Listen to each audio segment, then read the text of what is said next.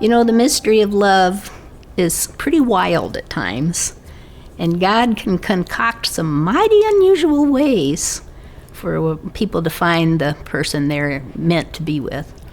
And one example of that is a friend of mine who is a city girl. She gets nails and wears a flouncy little outfit and fancy shoes. And she went on a blind date with a guy who was a pig farmer, let's be honest. He was very handsome, but he said, well, when we start our date, you're going to have to come to my place because it's farrowing.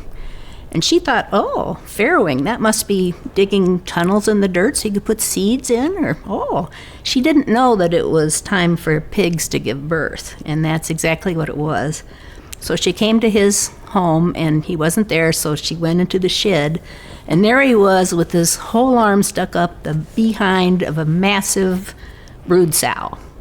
And the stink of the methane gas about knocked her over, and he yelled, she's already had 12, but this one's breech, and I can't leave. I gotta birth, but my arm is too big. Can you come over here and do it? And she said, what are you talking about? In a pig's eye, Buster. But then he said with a winning smile, I got a glove you can wear. She said, a glove? And she still said, no way. So he managed to get the piglet born and 2 more. I think he had 14.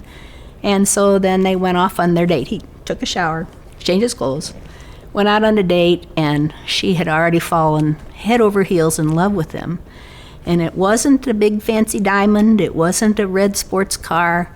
It wasn't any of the things men usually think they have to win the woman of their dreams.